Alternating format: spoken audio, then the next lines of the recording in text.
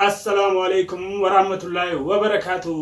jirtu ilmaan oromoo kan gola addunyaa mara jirtan salaamtaan teenya qilleensarraan isin haadha qabdu jecha eegaa waan keessa jiru ni beeytanii sagantaa keenya eegaluun duratti salaamtaa gaafadhaa.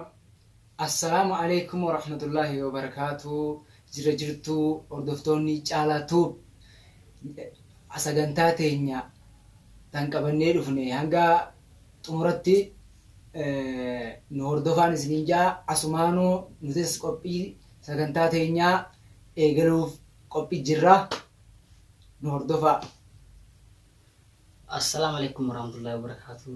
Isiniin jecha hordoftoonni caalaatiif bakka jirtanitti salaamtaan kiyya kaa'uun irraa buqqaate isin bira haa geessu isiniin jecha egaa sagantaan teenya akkuma itti fuftetti jirti.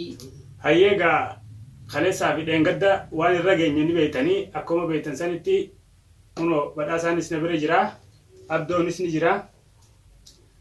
Egaa waan irra waliin jirru namuutu akkuma beeytanitti hordoftoonni hundinuu quba qabdan jeetii yaada inshaallah. Mee yaada jijjiirtee moo badhaasa?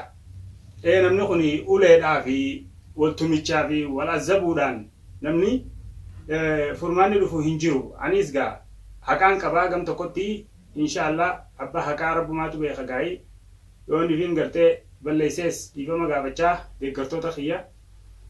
Gaafii isin na gaafachaa jirtanis dagadhee osoo hin taane harkaatiin jira. Kanumaafuu deebisaadhaas ni harkattan jee yaada. Kanumaan deebisaa isinii godha jee yaada.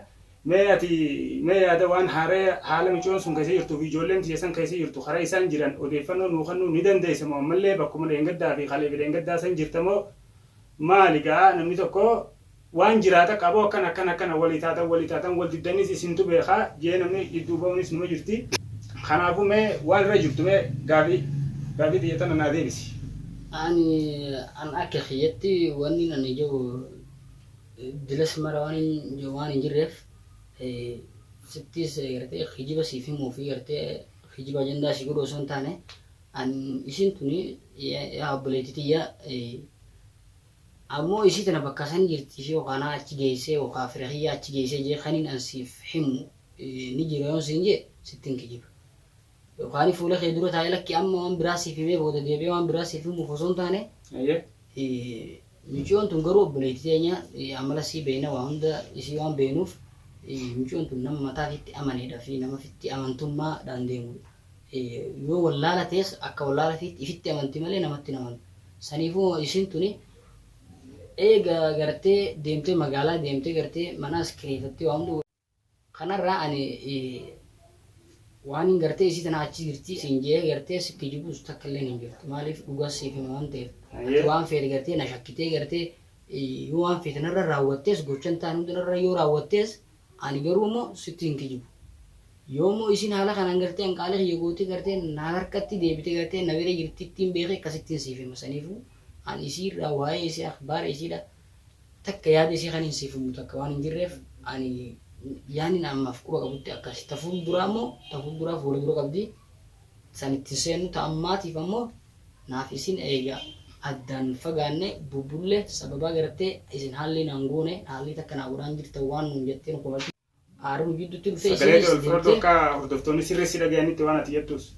Saniifuu akkasitti waa takka waa'ee basa walii quban qabdu isin illee quban qabdu ani illee waa'ee siidha quban qabdu. Kanaan siin dhageeffadhu namni tokko dhugaa dubbatee dhuma bakkatti dhiitee bula. Ati kun maatii qabda moo qabdu? Ani qaba maatii. Ijoollees akkuma kiyya qabdaa mire akkuma kiyya ijoollee lama qabdaa biratees. Maatii keetirra dhaabii mee kalee fi dheengaddarraa kaasee ilaa hanga ammaatti bakka tanatti guramtee taa'uu kee kanarraa maatii kee kana waan si duuba ga'u jiru yaada hangam takkaa si jira waa boleessaa jiru. Yaada guddaatu natti jira tahee. Hangam takka lubbuun si rakkachuu jirti dhugaa san dubbachuudhaafi. Tahee dhugaa. Kanarra dhaabbattee yoo kalaaltu taate. Egaa anis akkasumatti eega mana kanaa isiin baate guyyaa ati dhuftee mana kanaa fuute quba qabda si wajjin mana kanaa baate ilmaan kana darbitee akka deemte ni amantamuun amantuun fadhuu jettee. Sanniin amana. Eega baatee mana kanaa deemte boodaa miti isiin tun deebitee ammaas ilmaan kiyyettee karatti gartee jeequmsa uumtee yaa'ii nu jidduutti waliin nu buuftu yaaduudhaan asit deebitee yaa'ii takkalla lamarra sadi yaa'ii gootee isinillee fidattee sirra guuttachuu dadhabdee deebitee obboleessa kee guddaa abbaa yaa'ii bakka deemu rakkina uumuuf yaa'ii godhuu malee waan biraa dalagaa biraa hin qabne.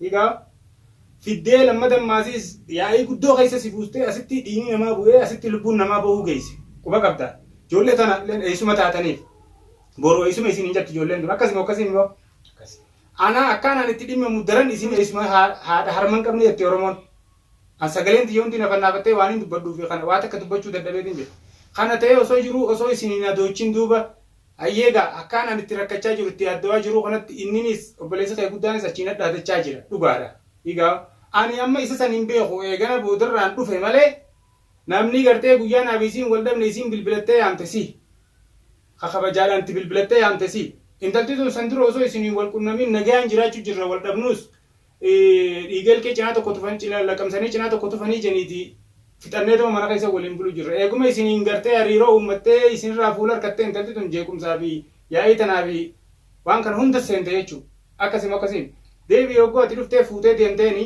eega fuutee deemteenis deebitee akkasitti rakkoo san hunda humtee san gubbaadhaan dhuftee yeroo nuti mana jirre mana cabsitee michoo obboleetti yaa miitee quba qabdaa agartee jirtaasi ijoollee tana halkan gurraachaan guurtee kutteen hawlaa cufadhaan jiin ijoollee xixiqqoo daa'ima hayyee akkanarra waliin jirra ati akka si dhaga'amutti mee akka mataa keetitti maaltu si dhaga'ama yoo si taate bakka tiyya bu'iiti.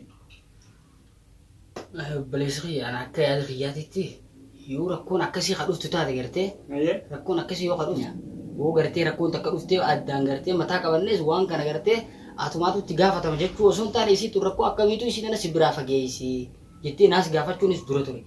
Isii tana garuu ammoo dirmadhee mana keetirraayis baase gana keenya fide eega san booda ammoo walitti illee mufanne isiillee nu biraa deemte erga isiin tun deemte ani waa'ee takka waa'ee isii qoo hin qabu.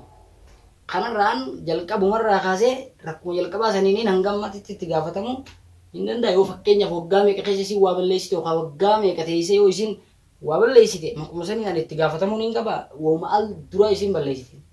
Hayyee amma asirratti ati waan kana keessa akkam ta'uu feetama?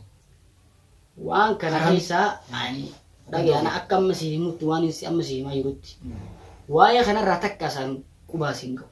Jalqaba dhuga keessaan seene jalqaba manarra illee fuudhee deemeen achi asitti isii waa'ee isiidha waan kana siin jeesii fi mutakka quban qabu biyyoon mataa ifiitti bultii nama fitti amanu nama waa'ee namaa takka wallaahi isiitti amantii si galee saniifuu an ammatti waan hin gartee akkas akkana jee sikki jibu abbaa takka illee qabu ayyoo barbaadde nama hidhaa osoo hin taane yoo hidhaa buluudhaan yoo fannisaa buleewu waan biraa siif hin himu sanumaan siif himu ifitti amantii ani waa'ee isiidha isin nama fi amane waa'ee isii quban qabu nan garsiifattu yaaddoo isii naaf hin himu saniifuu ani si obboleessa kee guddaadhaa wajjin hariiroon isaan qaban iccitiin isaan qaban obboleessa guddaa isa taate yookaan nama biraa kan isii duuba agartee manaas akka baatee kireeffattu godhee mana sanis kireessee fi mana sanis barbaadee baasee fi waan kana gartee karaa kanarra akka deemtu gorsa gartee karaa dogoggoraatti isii oofu jiru kana ati waan takka irraa quban qabdu ammoo uummata harabbiin sii gaafatu ilmaan qabda. Waa'ee isaanii siif hin himu. Obboleessi keenya kun ashabbaariidha ni beektaa shiftaa jechuun nama maal akkatti sin bulle nama uumatti illee nama jeequmsaaf deemu. Nama jeeqaadha nama jeeqaa beekamaa. Inni kun nama jeeqaadha guyyaa asif fiddu sana ani isin bira dhaabbadhee ani isee kanatti dubbadhee hamaa ta'e garuu guyya sana isin akka nama waa beeku tokkotti waan kana keessan gartan jeetin ture. Asitti mucaan kun ashabbaarii mana namaa maa fiddaan jee mucaan kun abbaa jeequmsaati. Achitti hamaa ta'eetiin isaan bira laalame isin biratti illee hamaa ta'eetiin laalame ture. Garuu ammoo mucaan kun hanga ammaatitti guyyaa sanirraa ka'ee gaddeebi'e nama manatti galeetii miti nama gartee jireenya keessa jiraatu miti nama maatii godhatee maatii waliin jiraatu miti mucaan kun nama akka fedhe deemee jiraatu haga ammaatti miti san durallee an quban qabu achi boodallee waa'ee isaa takka quban qabu. Saniifuu isa kana gartee yoo isaan kara biraatti wal quba qabaatan beekullee hin danda'u. Saniifuu ani kana irraa waa'ee isaanii kana gaafattan akka yaada keessaniif yaaddoo keessaniititti maal na gaafattan maal jettanii na gaafachuu dandeessan akkamittiin isaa kana beekuu danda'a. Namaan duraanuu hin beekne namaan ammallee waliin hin jirre beekuu hin dandeenye. Ati amma dhaggeeffadhu. Ati amma keessa bakka kana agartee nu harka keenya harka isaa qabuu barbaadu. Si galame qabuu barbaadu. Waan gartee amma duroo gootee jirta. Si galee kanaafuu wanti barbaachisu achi kun geenye hubar. Achi kun geenye ammas bilbilaan naa bu'uu didee malee anaa fi isii fi nu sadeenu akkuma waliin jirru kanatti afaan isiirraa waan isiin jettu waan hin dhaga'u barbaadu jira silaan akka kootitti. Miti yoo shiftaadha waan irraa dhageessu takka hin qabdu. Waan irraa dhageessu yookaan immoo waan si ta'u dhageessa yookaan waan si hin taane dhageessa.